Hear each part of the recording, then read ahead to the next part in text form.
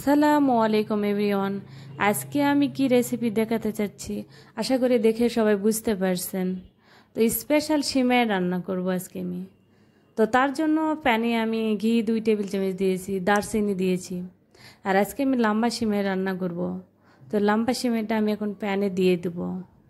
যেহেতু এটা লম্বা সিমাই, এটাকে ভাঙতে হবে, গুঁড়ো করতে হবে। তাছাড়া এটাকে নাড়াচাড়া করা যাবে না প্যানে। অন্যান্য সিমাইয়ের চাইতে এই সিমাই খেতে অনেক মজা, লাচ্চা সিমাইয়ের চাইতে। যদি এটা আপনি সঠিকভাবে রান্না করতে পারেন তাহলে এটা অনেক মজা লাগে। আর গ্যাসের চুলার আঁচটা অবশ্যই লো হিটে রেখে এটাকে ভাজতে হবে।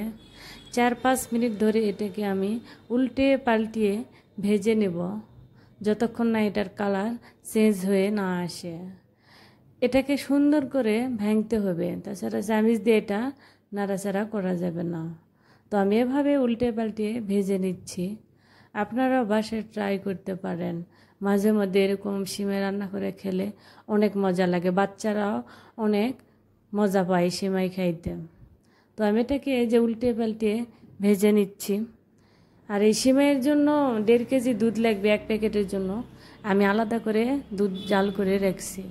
আলাদা করে দুধ জাল করে রাখলে দুধের কালারটা ভালো আসে, খেতে অনেক মজা লাগে, দুধ অনেক ঘন হয়ে যায়।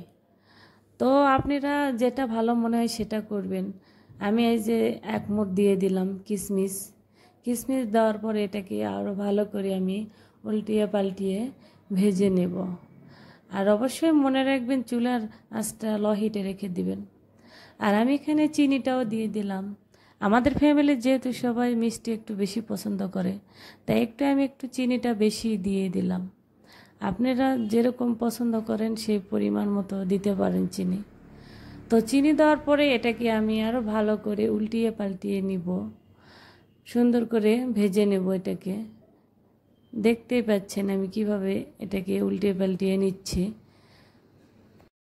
মাঝে মধ্যে সকালের নাস্তাতে সিমাই রান্না করে পরোটা দিয়ে খেতে ভালো লাগে। এই যে আমি দুধও অ্যাড করে দিলাম। দুধ যেহেতু আলাদা করে জাল করে রাখছিলাম, সেটা দিয়ে দিলাম। আপনারা চাইলে গরুর দুধের সাথে গুঁড়া প্যাকেটের দুধও দিতে পারেন, তাতে আপনার দুধের কালারটা আরও গাঢ় আসে, ভালো হয়। তো সিমাইটাকে আমি 5-6 মিনিট রান্না করে নিব, যতক্ষণ না সিমাই সিদ্ধ হয়ে যায়। তো এইভাবে আমি রান্না করতে থাকব। তো এই তো ফাইনালি আমার হয়ে গেছে রান্না। এখন আমরা পরিবেশন করব। আজকের ভিডিও এই পর্যন্তই। কেমন লাগলো অবশ্যই সবাই জানাবেন। আল্লাহ হাফেজ, টাটা বাই, টেক কেয়ার।